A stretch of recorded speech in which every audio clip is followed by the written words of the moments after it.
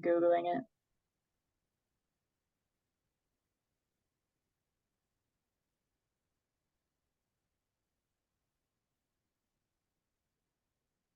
Call again, and that as well. So yeah, for each vote, since it is virtual, we're going to go through a roll call to get each member's vote that is in attendance to make sure we can record that properly on the meeting minutes. Do I have any questions before we go ahead and get started and roll into item number 3? If you want to scroll up a little bit, Michelle. Or actually, I think I had it.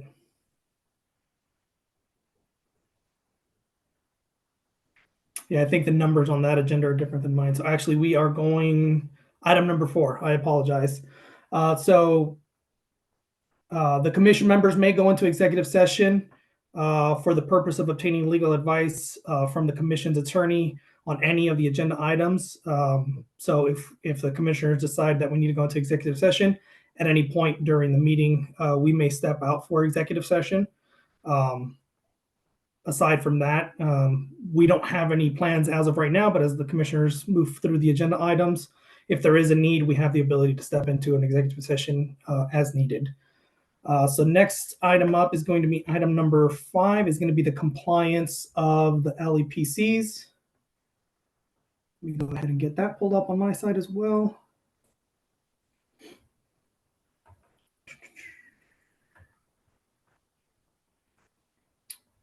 All right, so from the previous October meeting, we had the compliant, or we were asked by the commission to go over the compliance issues and then develop the compliance letters, which I believe Michelle sent out to all the commissioners for their review. We are presenting the 2 non-compliance letters, one of them for Coconino County and the other for the Pima County LEPC. Hopefully, or I'll give you guys a couple minutes just to, if you have any questions or anything. If not, we can roll into the motion for approving those letters. Michelle is bringing the first one up. This one is for Pima County. But I'll open the floor to any discussion on either of the letters that you guys had received for the 2 counties. Archangel, did you want to give a background for anybody who didn't attend the last few meetings? Yes, I can. Couple of the compliance issues that we were engaged with Coconino County primarily. We'll start there. Actually, well, you have Pima County pulled up, don't you? Yeah, that's Pima County's. Both with Jeff Cantrell and ourselves, we had conversations with the Pima County LEPC staff. They were not meeting one of the requirements of the emergency response plans and identifying a coordinator. This has been ongoing for 2 years. I know Jeff Cantrell did meet with the county attorney, and we had a meeting regarding this topic specifically. They still did not. I just saw something that came up in the chat. Are you tracking that, Michelle? I'm monitoring the chat. Thank you. Okay. There's a typo. This is the time you're going to go ahead and notify us of that. We're going to change all that information. So can you let us know what the typo is? Michelle, it's Josh Henson with DPS. If you look with what you got on the screen, the paragraph that starts with the above information was presented. This is the Pima County letter, but it's talking about Coconino County in the second line. Got it. Okay. Thanks, Josh. We'll get that corrected. So that'll be one of the fixes before we have the motion. So in essence, we had been in conversations with the Pima County LEPC regarding the topic. Jeff Cantrell met with their county attorney. It was what we thought was resolved at that time. The next year passed. They still did not submit a local emergency or LEPC emergency response plan to us with that issue corrected. After bringing it to the commission in the October meeting, the commission recommended that we draft a letter of compliance for Pima County. Aside from that fix that we just made in this letter, do I have any other questions regarding the Pima County notice of being out of compliance? Archangel, this is Jeff Cantrell calling. Yes, sir. And I would, in the paragraph that says Jeff Cantrell, Assistant Attorney General, has provided his opinion, I would just strike my name and just say the Attorney General's office has provided its opinion. Okay.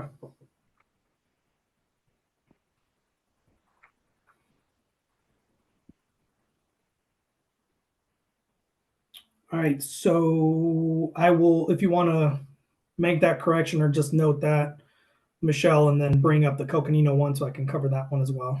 Cool. Thank you, Jeff, for that. You bet. I'll change it before we finish Yeah. up. Hey, good afternoon, Tom Neve, DPS. Just something in looking at both of these that might help going forward. I don't know if we need to do that with these two letters per se, but I think a form could probably be created that would outline those statutes that are probably the ones that are most relevant to what the LAPCs do and or what the commission does.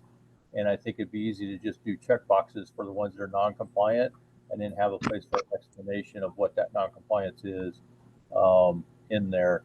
And then maybe that would be an attachment to a letter to basically see attached or something as far as that form. Just something that might be simpler going forward, because I assume that these are going to happen from time to time, depending on what the violation is with a particular LAPC.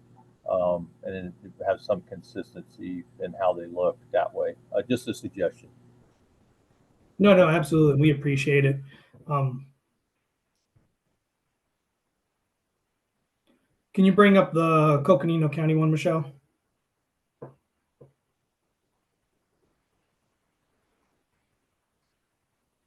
All right. So some of the issues with the compliance for Coconino County was not having the appropriate representatives for each requirement under ARS 49124B that states, the groups of members that the LEPC should have. Additionally, Coconino County had developed their own chart or organizational chart for the LEPC of what they wanted it to look like, which didn't capture all the groups adequately. Additionally, some of the other items were failing to submit LEPC membership applications for their voting members to AZERC staff for review and interim approval prior to ratification from the commission. And then let me pull up a couple of other ones. And I believe this issue has been ongoing for a little bit over a year now. We did sit down with Coconino County as well, as the Attorney General's office. They were given guidance via email during the meeting and via email following up with Coconino County, which they continue to ignore. And additionally, for the last couple of LEPC meetings that Coconino has hosted, we have been, as the responsibility falls on us to make sure that they're meeting quorum and that we understand who their voting membership is for the LEPC, because they had a different organizational chart and the way they had structured it outside of the ARS made it very difficult for us to keep track of who their actual voting members were. So then, when votes were being conducted on discussion items and everything, we weren't able to actually keep track of what was going on. So those are just a few of the issues. I know we have Michelle highlighting a few of the pieces, but basically with their voting membership and their organizational chart that they created independently for their county, it has been very difficult for us to follow and make sure that they're actually in compliance with the regulations. They're not adhering to the required groups under ARS 49125B. And additionally, in doing so for this calendar year, they did not submit their emergency response plan to us either, which had a deadline of August 1st. Those are just a few of the topics, just kind of summing up what was going on with Coconino. Do I have any questions or any items for discussion for the letter of compliance for Coconino?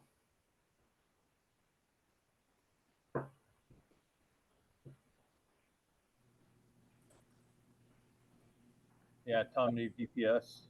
Yes, sir. On it's kind of the bottom of page 1 going into 2. I know in item 1 that has it right there. It says discontinue use of the organizational voting chart. I don't know that we would, direct them to necessarily not use an organizational voting chart, but I do think the second part of that is appropriate to demonstrate that they're adhering to ARS 49-124B. And as far as the voting membership representation within their organization, within the LAPC. And then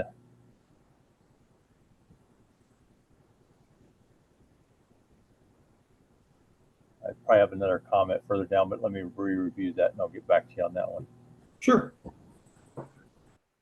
Archangel, if you can explain why we're not trying to have them discontinue the use of the organizational chart, but to establish quorum, they're using that chart, which is causing the problem because it's not inclusive of the representation that's necessary for the LEPC. It's actually excluding quite a few members of the public or members from certain organizations. And we have no idea as to who the actual representative is for each of their organizational groups. And that's the reason why we're just asking if they do that. So Captain Nev, if we reword that to say discontinue the use of the organizational voting chart to establish quorum, would that be less restrictive for them and not really, making them not use their tools? I would just stick to what the law requires and that they have representation of membership according to that statute. Because however they want to do their organizational chart's probably up to them, but I agree they shouldn't be using that as that. But at the same time, if that's helping drive whatever helps them look organized on paper for the people that are members, then I'm fine. I don't have an issue with that. I think that's their prerogative. We don't really have any control over how they use their chart. But I think the quorum is a separate issue from the voting membership, but it should be a different line in here. And I believe there's a statute that applies to that, or the actual basically open meeting laws that Arizona has would be the appropriate one to establish the quorum that way. So I think there should be something that references quorum in those five. I don't see that separately from the membership because it's a different issue, right? So it's a different violation. They could be in compliance of one and still not be in compliance with the other. So I think it's a separate line, and it may take them more time to gain compliance on one than the other, and they may request that. So I just think having them separate allows them to kind of check the box that it's been resolved, or if something they have to do something to make that happen, then they can do that. But I just think they're two different issues, that two different violations of statute, if you will. So what's driving this is we have what was established by the commission that we monitor this based on the applications that are turned in from each of the counties, and we maintain this membership roster. This roster identifies if the LEPC has met this group requirement under state statute. So everything in black. And here they didn't meet. They're not meeting. They're not meeting the requirements under statute because they don't have a representative from Group 3, nor do they have a representative from Group 5. However, in their organizational chart, because they renamed their group Transportation and Facilities Group, somebody from Transportation is now representing Group 5, which is in a direct conflict with statute. And that was where our concern is coming from, is they're saying, well, I have a representative according to my group under Transportation and Facilities, and his name is Sam Beckett. Therefore, that is not a vacant group.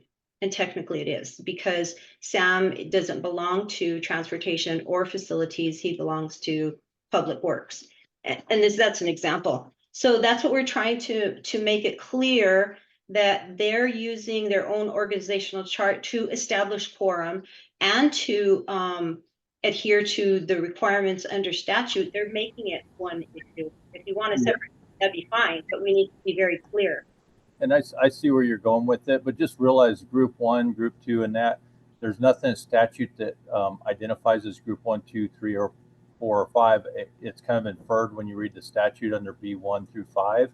And that's probably what they're aligning with. But again, if they choose to do that, I mean, if they had a group 6 or 7 that actually aligned with those other two, I would think that's not an issue. You know what I'm saying? Because by definition in the statute, they're not identifying an actual group. It is 1, 2, 3, 4, 5, but it's not a group by statute. So they're calling it a group, and I agree that they're probably trying to demonstrate they're aligning with what the statute requires, but it really doesn't. And I agree with that, but I think we get away from the group because we're kind of codifying that term as a term from statute that's not.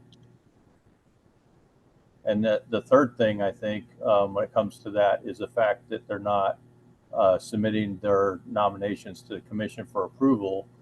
So I think all 3 of those are separate violations that should be outlined and referenced that way in where we're at there. I'm going into page 2. Okay, I'm making note of that.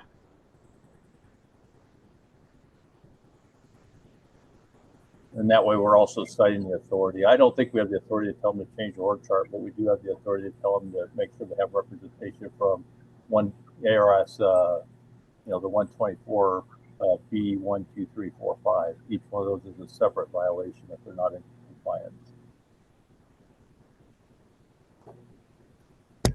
under ARS 49. Got it. Thank you. And then if I may clarify for item number 2, did you have any concerns about that? And the reason I'll explain why was because we were unable to confirm that there was a quorum for those 3 meetings. We're aware of at the last meeting in October, they actually voted in some members without an application, and we are assuming that they were actually allowed to vote without coming before the commission. And then we went back to some other meetings that we attended, specifically July 12th, and I noted a quorum of 5. I wrote it down, and they needed a quorum of 7 in order to have the meeting, and they did not have that. Then I looked at the minutes from April 19th, and they didn't notice in the minutes who was present and how they established quorum, so who was there at that meeting. So it's just asking for clarification for all of those, and in the event that they didn't have quorum, they're going to have to ratify those meetings, any decisions that were made at those meetings. Does anybody have any questions or concerns with that item number 2?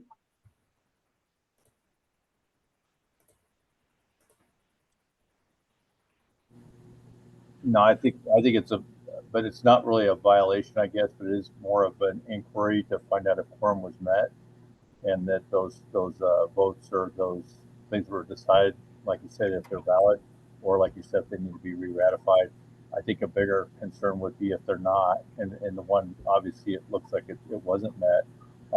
Basically, that whatever their plan is for, being bringing that back as agenda to ratify that once they not only have representation as required, but can make quorum.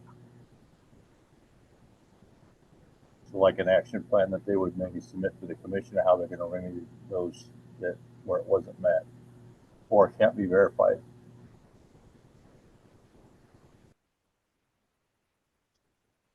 Okay, that makes sense. Thank you.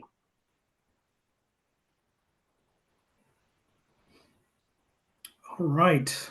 Any other questions or discussion for both the PIMA and Coconino letters of compliance? Yes, please. I'd like to make a comment if I could.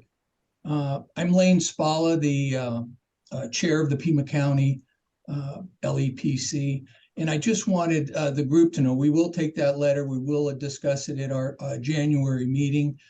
Our plan is ready to submit with one exception, and that is we have been waiting for a detailed job description and the expectations of the coordinator, which we haven't received yet. So that is the reason why we have not submitted that plan, waiting on that coordinator job description. So I just wanted to share that for the group, make sure that people know what's going on there, and we will discuss this at our January meeting once again.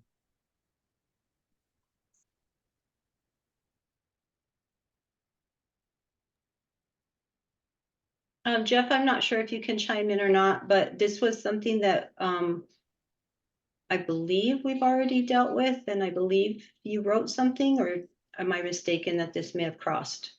Well, I did speak with Pima County, and I thought that this was resolved. If it is not resolved, I can certainly give them a call and see if I can elevate it with their county attorney's office. I mean, we've talked about this off and on for a bit.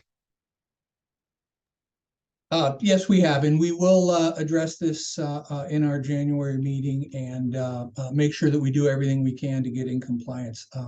As I said, just a note I wanted to make, and we'll look into it further. I appreciate your feedback. All right.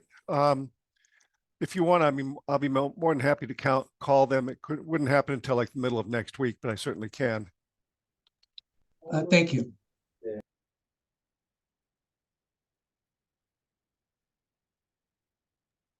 Okay, Jeff, I added that as an action item for you, and I'll send you an email.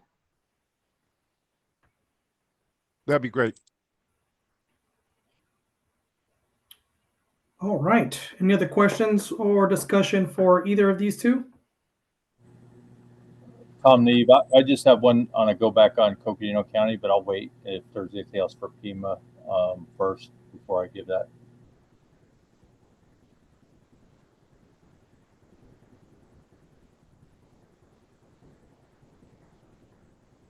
No, I don't hear everybody say anything. So I'll just say the only thing I would say on those 5 requirements to be in compliance, I would still reference those statutes for each of those.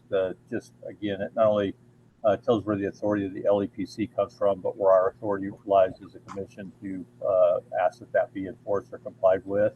I just think, I know it's stayed very well up above in several places, but having it in there again as a reference, I think is good. Thank you. I've made note of that.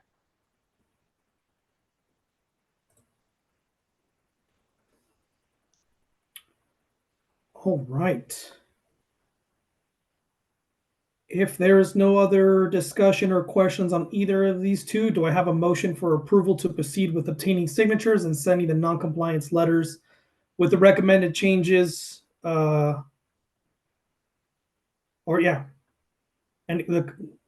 Sending the non-compliance letters with the recommended changes that have been discussed during the meeting.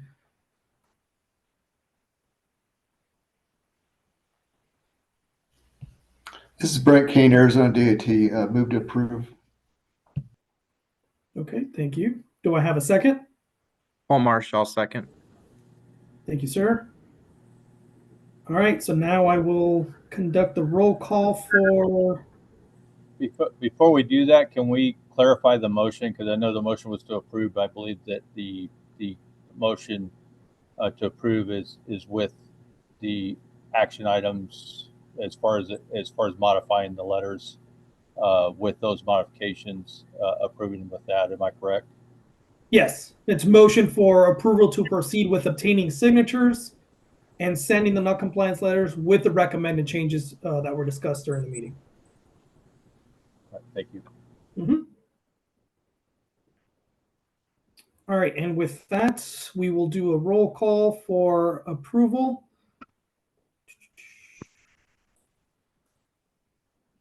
Do you want me to do it?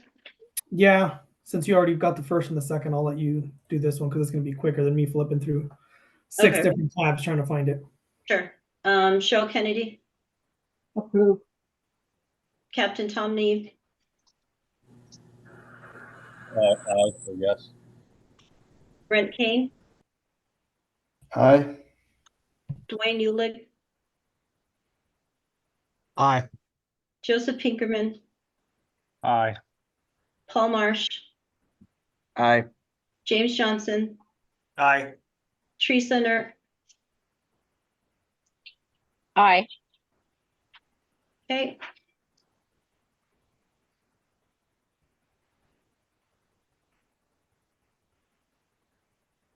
All right. The next item is signatory. Any opposed? Same sign. Oh, sorry. No opposed, right? Because everybody voted. Okay, now you can tell them the motion carried. All right, the motion carries. Next item under 5A1 is a signatory for letters. We would like direction from the commission as to who should sign any letters that come from the commission. This item is up for discussion for based off recommendations that you guys provide. We will move forward with these 2 letters.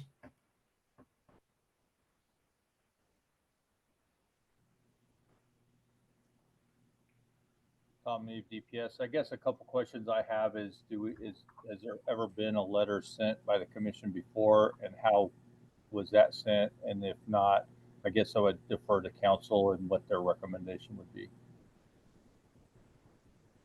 Yeah, I don't believe we've ever sent anything out from the commission previously. Everything has been resolved prior to getting to this point. So I guess, we would have to default to Jeff Cantrell and see what his guidance is for this. As I recall, way back when, that I believe the commission sent out things over Mark Howard's signature. And I think he was the executive director / coordinator, whatever. In other words, as long as we have something indicating that the commission said John Doe, the dog catcher, can sign for us as long as he says this, whatever it may be. In other words, you've got some sort of chain of evidence indicating that whoever the signatory is working with the authority of with the approval of the commission. That works. So that's however the commission wants to do it. You can take the president of the commission, or, you can all say, well, I'm going to nominate John next to me here to be the signatory for these things. And as long as he doesn't turn it down and it's voted on, that's fine. It's really a more of a convenience thing, as long as you've got some way to back up the signer's authority to sign on behalf of the commission. So if it's ever challenged, we don't have to worry about fighting that issue. That's all I care about.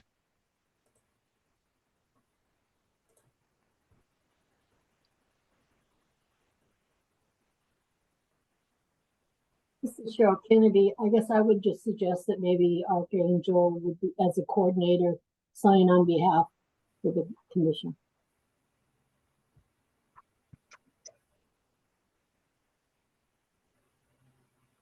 Ms. Kennedy, is that a motion?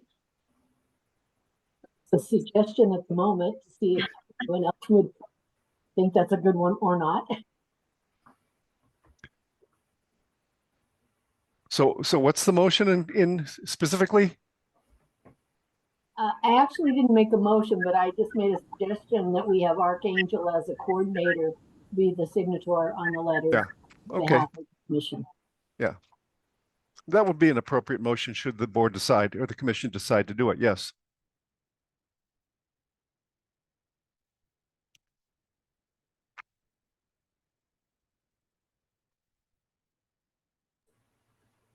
Okay, this is Cheryl Kennedy again. I'm just going to make that motion that Archangel be the signature on the letters on behalf of the AZSERC Commission. This is James Johnson. I'll second that motion.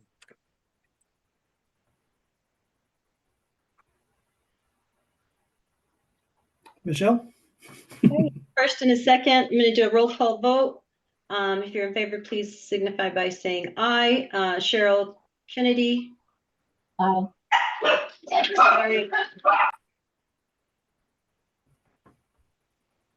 Captain Neve. For DPS, aye. Brent Payne. Aye. Dwayne Eulig. Aye. Joseph Pinkerman. Aye. Paul Marsh. Aye. James Johnson.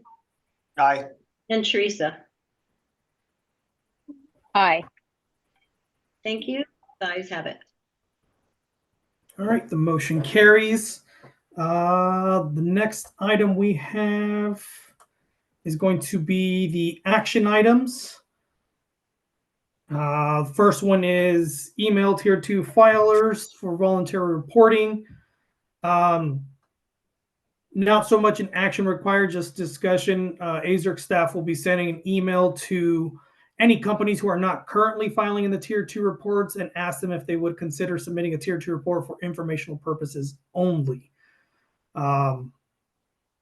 Not sure if there's any vote or anything. This is more informational for the commissioners, so they're tracking on what's going on with the Tier 2 system or the Tier 2 reporting requirements.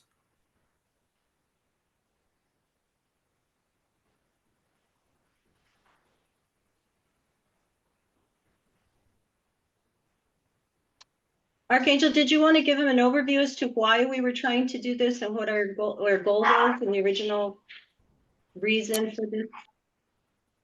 Yes. So the primary reason is to capture additional data from facilities around the counties, so each LEPC can have a little bit better opportunity for planning. These are primarily facilities that are below the threshold planning quantity as outlined by the ADEQ regulations and the EPA's consolidated list of lists. Basically, they don't meet threshold, they may be cutting it close, or they still have, for example, an extremely hazardous substance that's still below the threshold planning quantity, but may still potentially present a viable threat if something were to happen to that facility or at that facility that could impact the community. And currently, as it stands, if they're below threshold, they're not required to submit that information. Basically, what this is we're reaching out and saying, hey, we're identifying you as, X facility with X chemical. We're asking that you voluntarily report information for any chemicals you have on site. Basically, what it does is it contributes to the LEPC's planning process for what's required under the emergency response plan. So this would just simply be an email going out to these facilities saying, hey, we understand you're below threshold. However, we would like you to submit additional information for what you do have at your facility, in turn to help the LEPC better plan for any types of emergencies that may occur with the chemicals at your facility.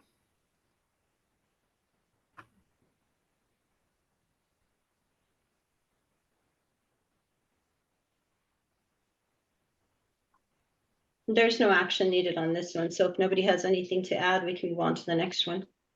Okay. Next one.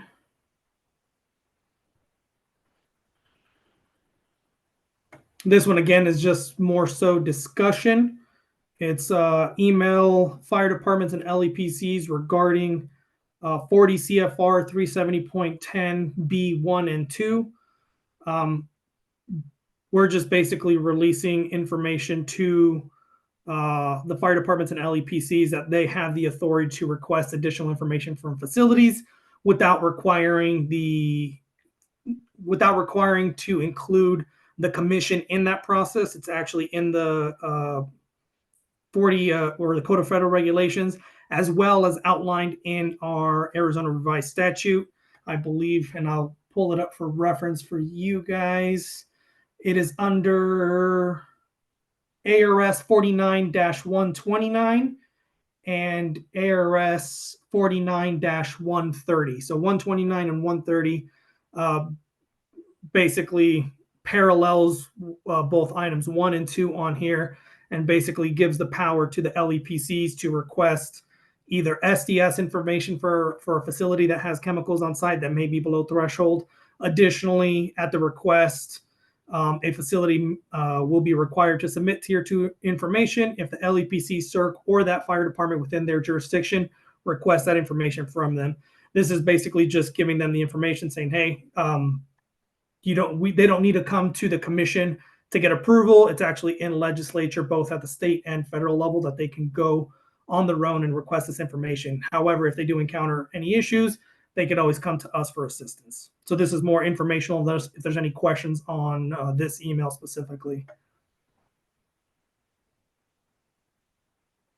This is Cheryl Kennedy. You mentioned the state statute. Would it be good to just add that state, those statutes in there under 1 and 2 that you mentioned? Yeah, absolutely. We can add those in there as well.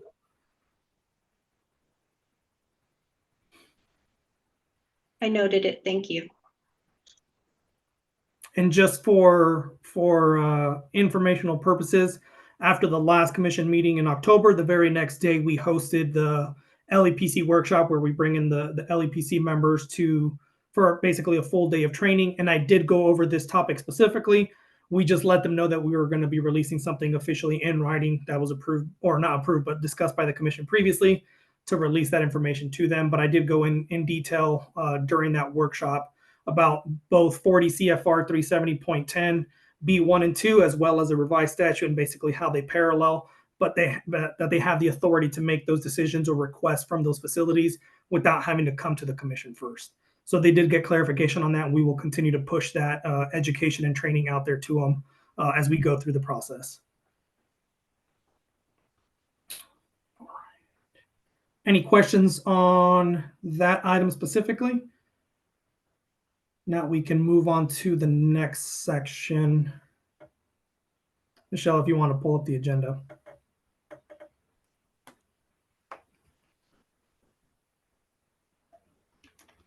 Or is this the next one already that you were on? Yep, I had pulled it up. Sorry. Oh, my apologies. We're on C. Yeah, 6C. Sorry, I have a different number on my list.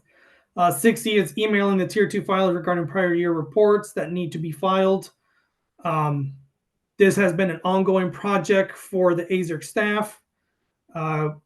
Basically, we will continue to reach out to any facilities who have not filed tier 2 reports dating from 2018 to 2022. Staff reached out to Bill Jones from Region 9 EPA for guidance regarding the EPCO requirements 312, specifically for back reporting for previous years. He stated that it is at the discretion of the 3 points of compliance, the state, the LEPC, and the respective fire department in that jurisdiction. The EPA does not have a specific process for submitting past reports and has not issued any formal guidance regarding the past submissions or back reporting for hazardous chemical inventories. However, it does not mean that facilities do not have an obligation to report for prior years.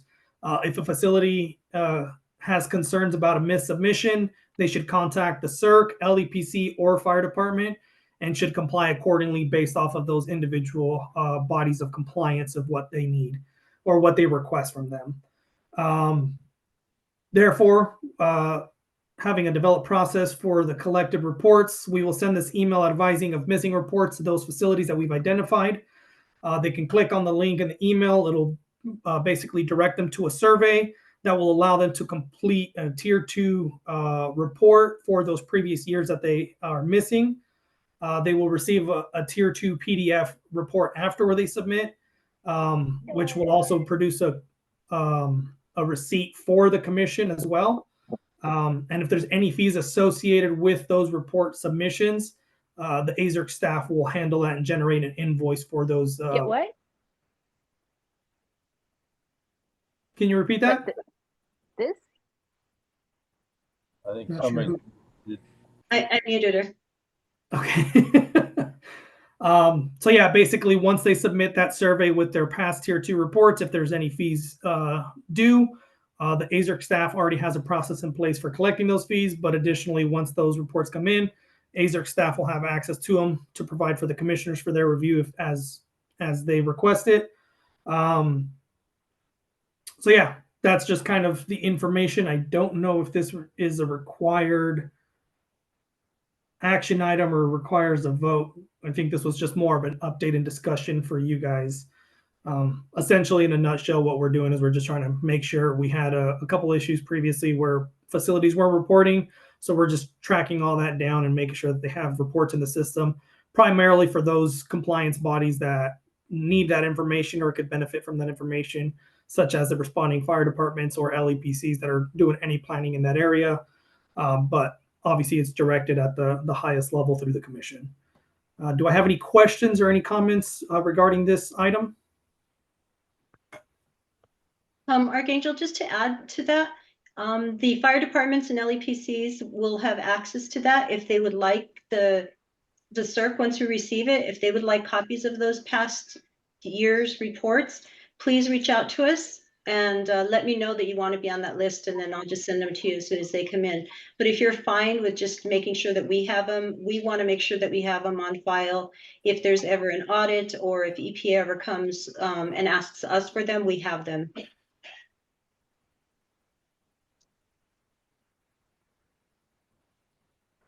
Michelle, I'm fine if you just keep them on file. That works for me.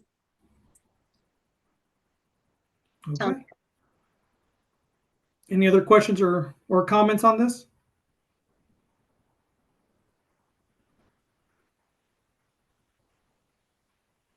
Is this for item D, Michelle? Yes, fees. Fees. Okay, so this next one is email tier 2 filers regarding prior year tier 2 fees collections. AZERC staff has been working with ADEQ's business and finance to collect outstanding tier 2 fees owed.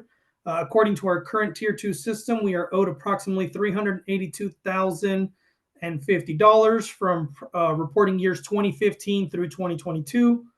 Staff has been working diligently to reconcile all the accounts in the current system with business and finance, accounts receivable, and basically we're just trying to get an accurate number of what's still due and collecting that. Some of them, some facilities did pay, it just didn't register in the system. So we're going through the entire network to make sure we're capturing that information correctly. So yeah, unfortunately, our current system doesn't have a mechanism to reflect any payments sent by mail, which we're essentially manually doing on behind closed doors. Essentially, we're figuring it out on the backside. But yeah, we've basically had a significant number of reports filed, but no fees paid, or issues with the system, or again, with any paper checks that were mailed in, there was no process in place to account for that, and it wouldn't reflect on the current system. So we're squaring all of that away. Do I have any questions or comments on this item specifically?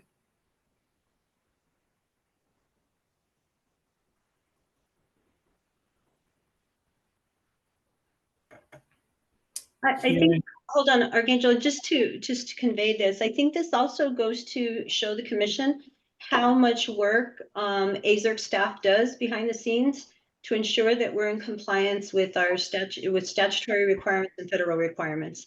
So this is just, we just want to keep you guys updated on all the work we do on the back end and the quiet days of, when we have time on their back end. And if you have any questions or if you ever want to see the process, please feel free to reach out to us and we can demonstrate it for you.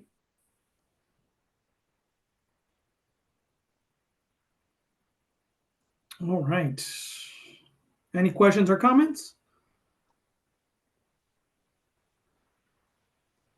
Hearing none, we are moving to 7A. This was tabled at the October 25th meeting. It's at the last meeting, this matter was tabled by Dr. Sarah Bailey with the Department of Agriculture. She asked for further clarification regarding the addition of a DEQ voting seat and the duties and scope of responsibilities of the AZSERC coordinator position. This item is up for discussion, as well as any actions that may come of this.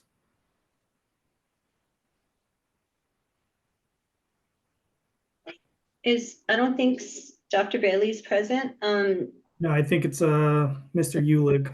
Okay. Yeah, folks, Dr. Bailey's pulled away. She's not here today. I do know she did want to discuss this, but unfortunately, some real world events has her elsewhere. So my apologies. No, understandable. By chance, Dwayne, did she leave any questions behind or anything that she could get clarification that we can provide you for later reference? Actually, she emailed. Let me double check here. Bear with me, folks. Sure, not a problem. Mr. Cantrell. She emailed Mr. Cantrell.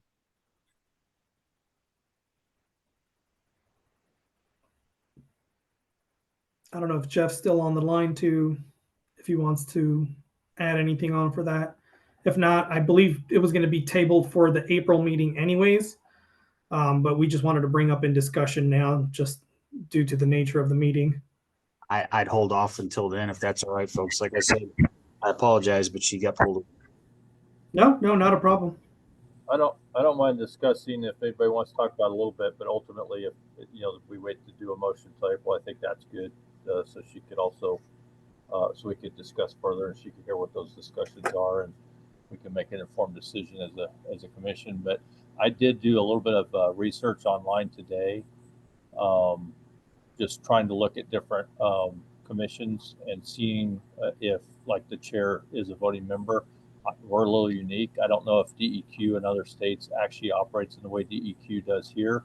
The ones I looked at weren't quite that way. That some of the way they're organized is a little different than the way we're made up. It doesn't really talk about whether or not the chair is a voting member or not. So I don't know. Just in looking at the high level information, that I can make a conclusion either way, but it didn't seem like it was an issue with the chair also being a voting member or not. But again, it's not a legal opinion on my part. It's just some real high level digging I did without getting too deep in the weeds to find out exactly how they do vote in those other states. But I think it would probably be good for, I'm not going to tell other commission members what to do, but I think definitely doing some homework and find out what other CERCs do nationally, and just seeing if there's a reason why they do or do not have the chair of, whether it be DEQ or whoever is the chair of theirs, be a voting member or not, or if they are voting members, is it limited to tie breaking, or are they a bona fide full-fledged member? I guess one thing I would throw out there, and I don't mind bringing up at the April meeting if I'm sitting on that commission meeting then, but I think the one thing I wanted to bring up is I know we can't, as commission members, have meetings, voting members separate from the actual meeting. That all discussion has to happen here or an executive session. But I do wonder, with DEQ not being a voting member, if that doesn't give you some extra leeway in having some of those discussions with voting members outside of the meetings that would otherwise be lawful. And again, I would defer to legal counsel to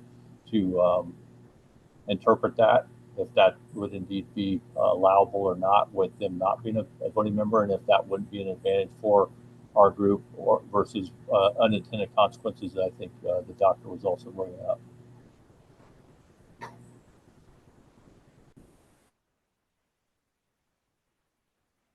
So, and let me see if I can understand this correctly. Maybe I might have captured a little bit incorrectly. So you're stating that with ADEQ not having a voting seat, we have the ability to engage with voting commissioners currently on the panel without complicating the issues with the open meeting laws. Is that what I was understanding? I'm not saying that we do, but I think legal counsel can for us, and then I think that would help us be most informed if that would be an issue that, or an unintended consequence we may not want to have as part of that, if that is indeed the case, is all I'm saying. No, like I said, I was just getting clarification so I understood it as well. Any other questions or discussion on this matter?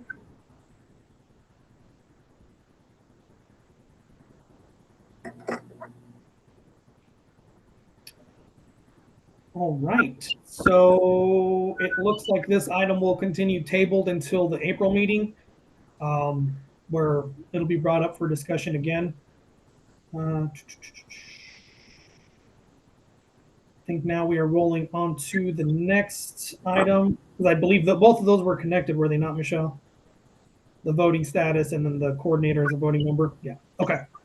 So now moving on to item number 8, specifically 8A, the biennial exercise discussion, primarily for the non-compliance. The AZERC staff is seeking guidance for granting extensions to biennial exercises that have a pending requirement of every other year for them to do either a tabletop or a full-scale exercise utilizing their emergency response plan. I know in the past, what was previously discussed and guidance from the commission was that AZERC staff was allowed to approve initial 6 months extension, but beyond that, that would be brought to discussion for the commission for them to grant one. And for a little bit of context, we had a county who had an entire changeover of staff, which means, you know, they had to reestablish the LEPC, learn everything, reestablish bylaws, that whole works. And that happened this year alone.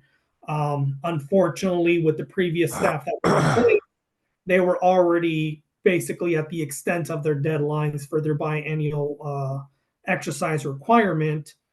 So we had granted the initial 6 months for them to do their tabletop, but they were also in the development of a whole new emergency response plan because the one previously didn't meet the requirements. So we were just basically looking for guidance as AZERC staff as to what we can and can't do. Where do we grant extensions? Are we leaving it circumstance based off of what we communicate and how we're engaging with the LEPCs to make those determinations? Or would the commission like to continue the process of we grant the initial 6 months and then after that it gets brought up to the commission for discussion and the commission votes on an extension or some other process? So that's what we're seeking from you guys, is the guidance of how should we continue with this process.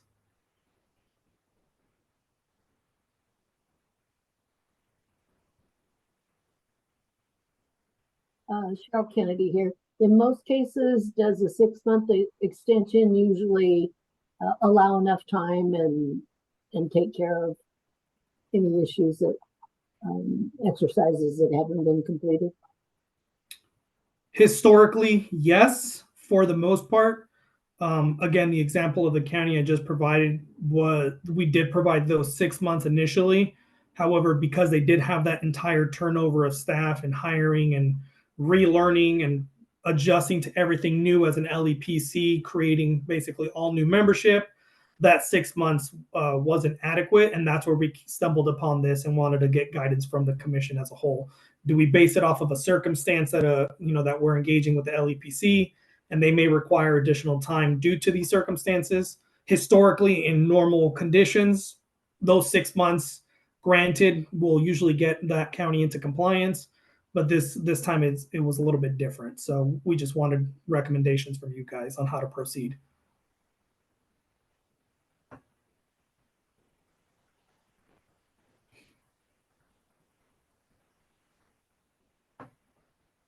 Yeah, this is James. I don't mind the 6 months. We want to keep it that way. And actually, I don't even mind if you guys take it the year. So, I mean, I think you guys make the decisions and I'm comfortable with that. But if you want to kick it to the commission for approval the next 6 months, that's fine with me too. Just a suggestion. Okay. Anyone else? I think you should keep it at the 6 months. Paul Marsh, sorry. I think you should just keep it at 6 months so you can keep track of it. So if it does take a year, at least you have an idea what's going on during that time frame. So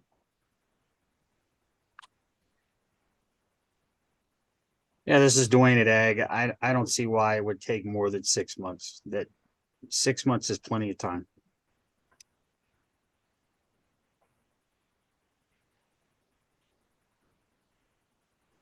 So because we're not changing the process, does that still have to go before a motion, Michelle? I don't think we ever had it as a official motion. I think it was a recommendation when Laura was here because of that situation that happened. So I think since we already have it on the agenda, we might as well get a motion. Okay. And a vote. Do I have a motion for allowing the AZERC staff to grant the initial 6 month extension for biannual exercises and anything beyond those 6 months to bring forth before the commission? Paul Marsh, I motion. All right. Do I have a second? Yeah, this is Dwayne with the Arizona Department of Agriculture. I'll second that. Thank you, sir. Michelle, roll call. Okay, I've got Cheryl. Aye. Tom. Aye. Brent. Aye. Dwayne,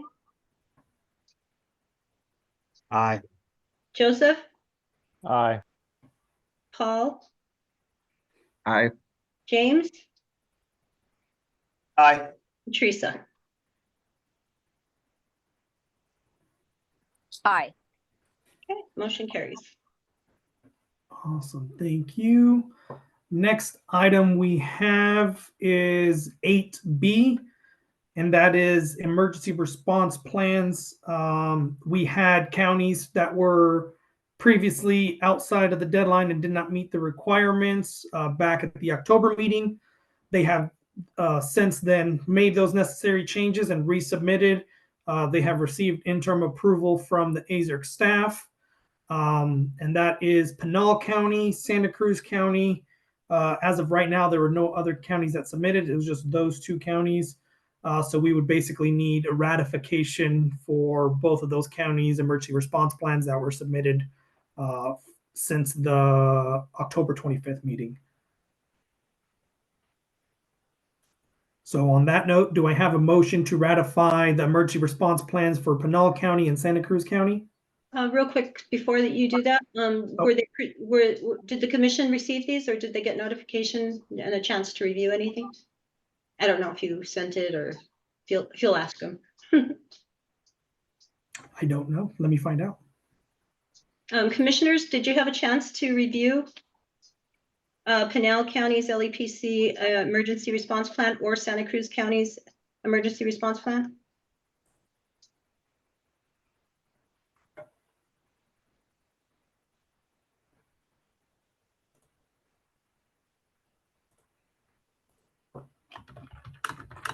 I believe there's a link that Dave Varela sends to everybody to when they're ready for review.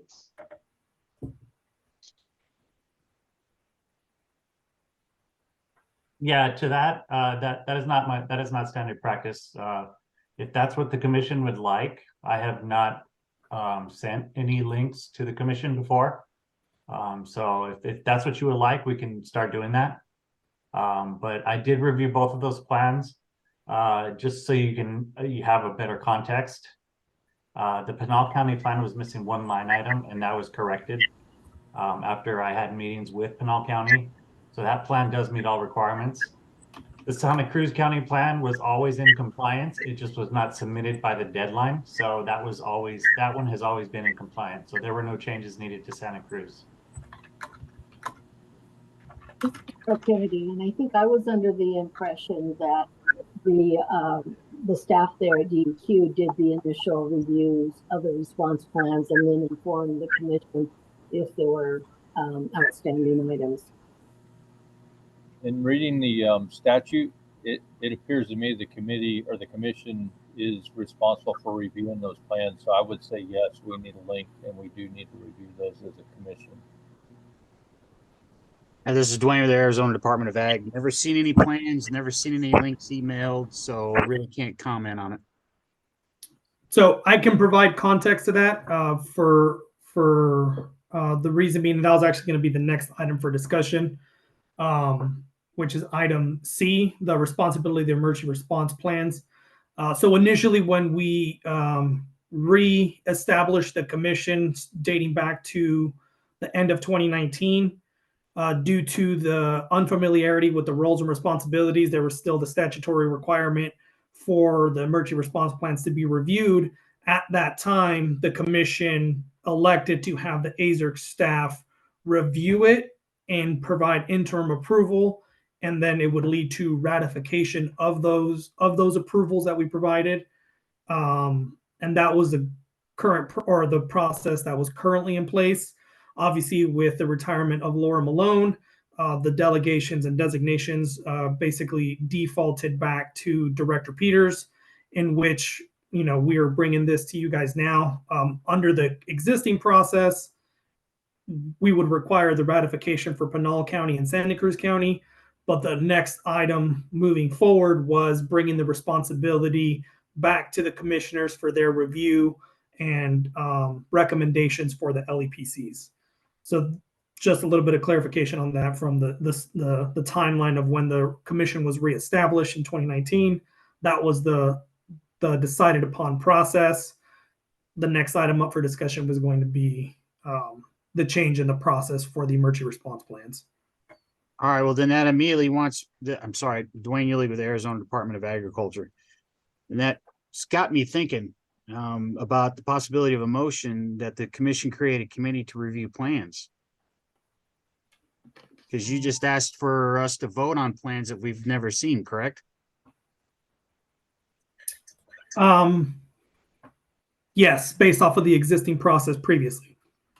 Well, I'm not about to put my stamp on anything. I can't speak for everybody else, but I haven't seen any plans. But again, you're just asking me to vote on them and approve them. Again, it sounds like we need to motion this for, creation of a committee again to review the plans. So for clarification, the process that existed previously was AZERC staff gave interim approval for that plan, and the commission either agreed or disagreed. So they either ratified what we had decided upon, which was the criteria outlined. The criteria was brought before the commission of what was required for the plans, and that's what the process was previously. So I'm basing it off of, for those two counties, I'm basing it off of the process that was elected by the commission previously, and the responsibility was placed on the AZERC staff. And I think, this is Cheryl Kennedy again. My recollection is when we've done this before, I think the piece we're missing is you had presented the checklist, if you will, of the requirements that you reviewed in the plan, and then just put up on the screen kind of what your initial review results were, and then we did a vote, if I'm recalling correctly. Yes, that the vote was on the recommendations of the AZERC staff based off of their review of the plans. Correct. It's just that we just saw a little, I just recall seeing a little checklist, if you will, on that came up on the screen, and it said, okay, here is, for example, Pinal County, and they met all the requirements with this one, and then like you just mentioned, they corrected that requirement, and then Santa Cruz County, they met all the requirements, and then the commission ratified your findings. Yes. Yeah, this is James Johnson. Cheryl, I agree with what you said. That is how I recall it, and I'm comfortable with that process. As I read ARS 49-125B, it basically says that the commission shall review the plan and make recommendations to the LAPC on revisions that may be necessary to ensure it meets the requirements. So it seems to me the responsibility of our commission is to review those plans and make the recommendations to the LAPC for any corrections that are needed to get it into compliance. There's some additional criteria also that's required and responsibility of the commission from the way I read it. And to add on to that, there is a timeline outlined by ARS indicative of from the submission of the LEPC reviewing the plan to the commission has 60 days to review and provide recommendations. However, it doesn't specify a specific timeline. As Michelle stated previously, there was a deadline provided by the commission of no later than August 1st, which would the AZERC staff would collect the plans, review them, give the guidance provided by the October meeting, and that's how it was previously. But just to keep in mind that there is a 60-day requirement of the commission to review and make recommendations. So if the process changes, that has to be taken into account as well. So Archangel, the way I read that is it's the commission, when they submit it back to the LAPC for review, to give them no more than 60 days to make the corrections and resubmit it to the commission. That's the 60 days. It's not for us. I'm not saying that we shouldn't have a tight timeline. We should, because the way I read it is they want that plan to be implemented as soon as possible based on that statute. And certainly if we have revisions and things that are needed for compliance, we need to be good stewards and get that back to the LAPCs. And then they, in turn, would have 60 days to resubmit to the board to get it approved. Or less. I would probably defer this to Jeff Cantrell because the 60-day timeline is mentioned twice in that paragraph alone. So to get I would prefer to get clarification on that from the Attorney General's office, because it says 60 days prior to and then 60 days for recommended changes. So I don't know which is which in that regard. This is Jeff Cantrell, and I can look at that and then send something to Michelle for distribution to the commission. In addition, Jeff, can you also look and see whether or not there is any authority for the commission to designate the initial review in order to meet the timeline to the staff at DEQ like has been occurring? Because I'm kind of recalling that I thought there was something that allowed us the commission that authority to designate that responsibility for the initial review. I can look at that as well. If you put that into an action item and send it to me as an email, Michelle, that'd be great. Will do.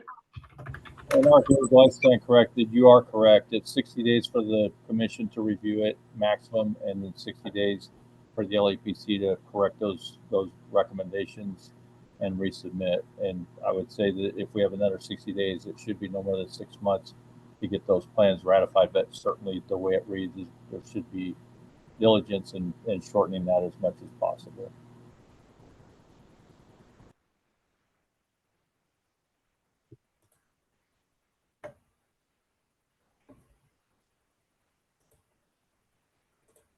So with that, for clarification, we're going to get further guidance from the Attorney General's office provided to the commission, and then make that decision, or obviously allow you guys to make that decision in the April meeting of what the process is going to look like moving forward.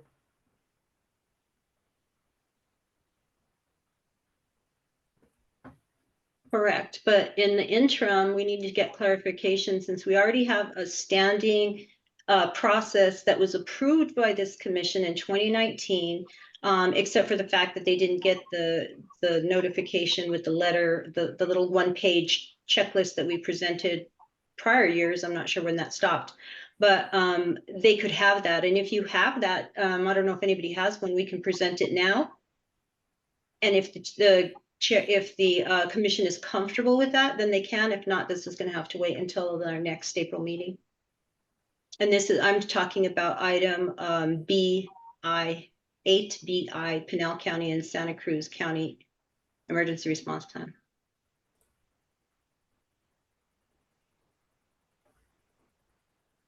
Oh, Camille, can you let Teresa in? She got dropped. I can't find her. Yes, just did. Thank you, ma'am. And additionally, I do want to add this note: upon further review of both the revised statute and the APCA regulations, there is no requirement for the commission to approve plans. It's simply making the recommendations, but we will include that piece of it specifically with the Attorney General's office, so it's clear and concise for the commissioners moving forward. I know previously the approval that was coming down was the approval of what the AZERC staff had reviewed and approved, not the plan for the individual county itself. Correct. So Archangel, should the motion be more in line with accepting those plans and acknowledging that the commission has received them?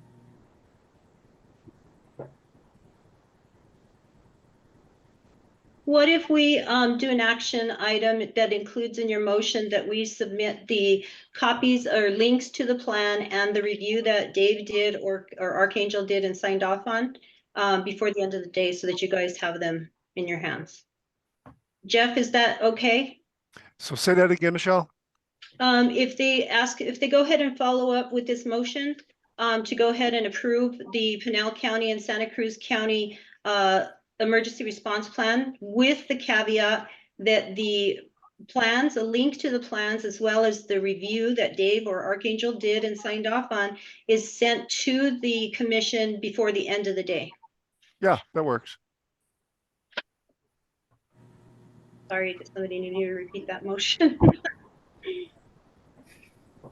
Okay. So do I have a motion to approve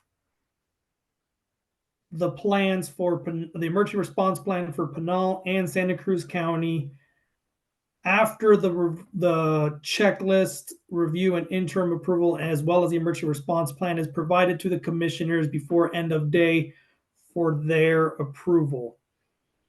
Do I have a motion? Is that what it was? They can't approve it after. So let me clarify this. So the motion would be to approve the Pinal County and Santa Cruz County emergency response plans with the caveat that before the end of the day on 12/7, the link to both emergency response plan as well as the checklist be provided to the commission. So you're going to approve them, right? And the caveat to ratify this or to conclude this is that we provide them to them at the end of the day, or maybe at the end of this meeting. How about at the end of this meeting? Can we do that, Jeff? I think you can, yeah. So can you just call for a motion as Michelle stated? I wrote it down. Okay. Do I have a motion for everything that Michelle stated regarding the Pinal County and Santa Cruz emergency response plans?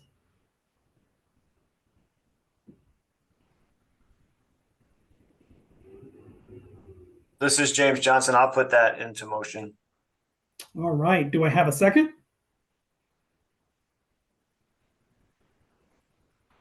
This is Paul Marsh. I just want to clarify, they were reviewed and they were found to be in compliance, correct? By our staff, yes. Okay, I will second that. Paul Marsh. Thank you. Michelle with the roll call. Okay. I'm not using last names as we move forward. Cheryl? Aye. Tom? Nay. Is that a nay? Yes. Okay, so Tom is a nay. Okay, and then I've got Brent, Aye. Dwayne, Nay. okay. And I have Joseph Aye. and Bryce. Oh, sorry. Paul, Aye. James, Aye. and Teresa. Aye. Okay, I have 7 ayes, 2 nays, and 2 absents. Motion carries. Thank you.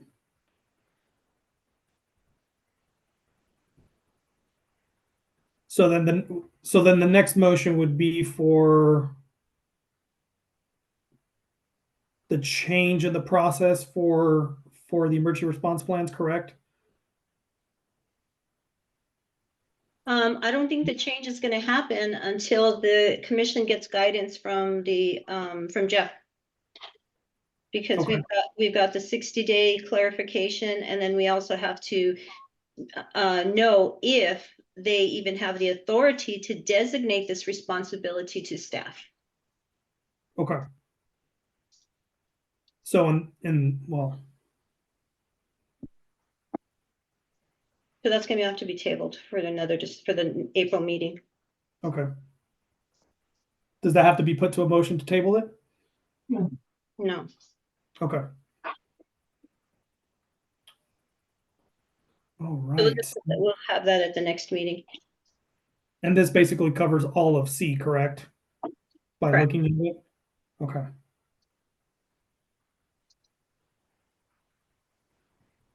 Is that C1 and C2 as well from looking at the agenda? Right, because we were talking about whether the AZSERC commissioners wanted to review the emergency response plan themselves, but we need guidance from Jeff. And then if we wanted to see if the staff can continue to review them, but we don't know because we need guidance from Jeff. Got it. So basically all of C is getting tabled for the April meeting with further information from Jeff Correct. and the Attorney General's office. Jeff, can we have a timeline on this so that we can give the commissioners something to chew on and review and do some homework on it based on your recommendations? Okay, say that again. I in an open meeting, I don't want to make any sort of a recommendation, but I'll tell you what, if you want to Put it in writing, send it to me as an email. I can turn it around on Monday or Tuesday. That certainly is something that be done. You don't need to have a public meeting for the commissioners to receive something and to contemplate in their minds. You just need to have a public meeting if they're going to discuss it.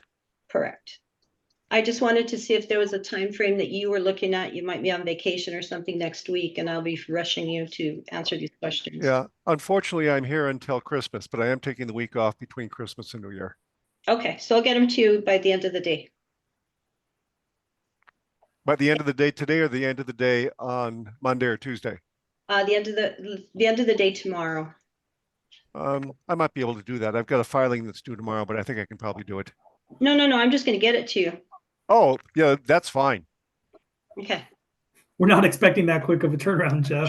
Just checking. Wanted to make sure I wasn't signing up for something I wasn't thinking about. That way we're just on a short turnaround, maybe a week or so. Yeah. All right, got it. Thank you. All right. With item 8C1 and C2 being tabled, Michelle will go into item number 9, which is the item action review, action item review for any actions that have come of this meeting. Ouch, that was tough. Okay. I know. So we have an action item that was recommended that we create a form with check boxes when we have LEPCs that are out of compliance, and we attach it to the letter. So we'll be working on that. Okay. I have an action item for Jeff to contact the Pima County attorney to resume talks regarding the outstanding compliance question that they have. I have an action item for, Jeff. I have an action item for Jeff to review the 60 days notification and to clarify what the 60 days means in statute. And then I 49-125B, correct? Specifically? Yes. Yep. Okay.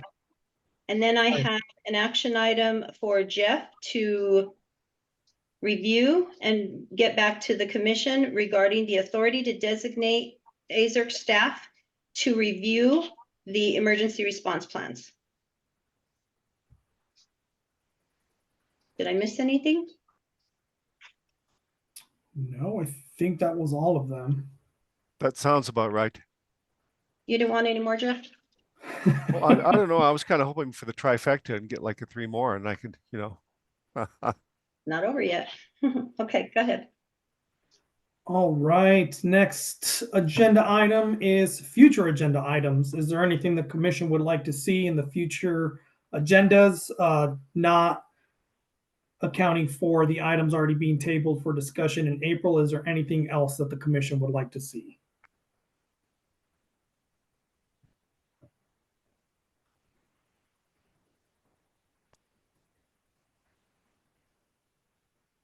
Hearing none, we'll move into item number 10, call to the public. Are there any members from the public that would like to speak out or have any questions for the commission?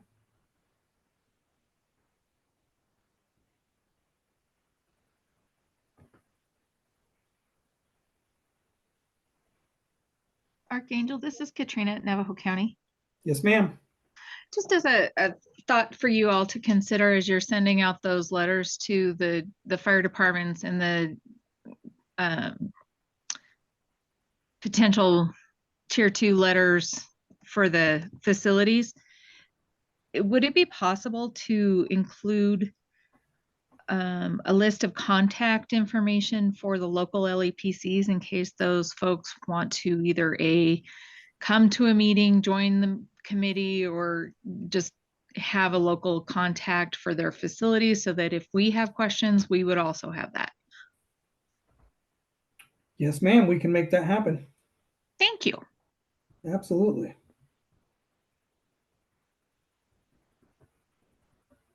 Anybody else?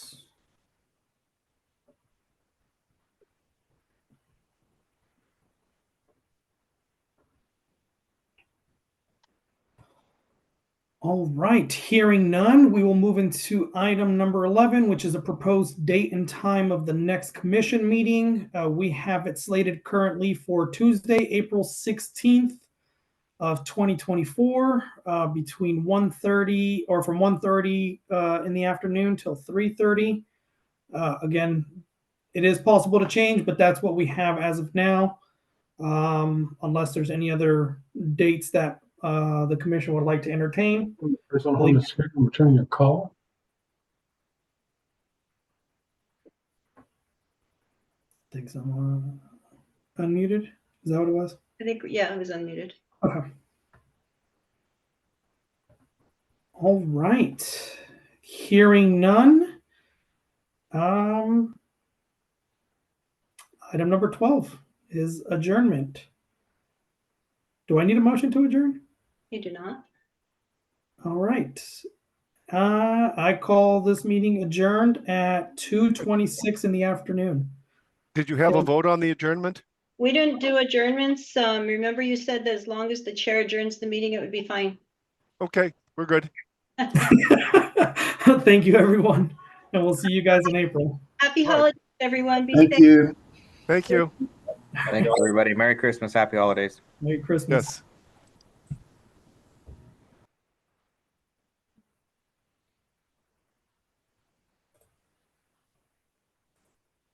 Let me stop recording.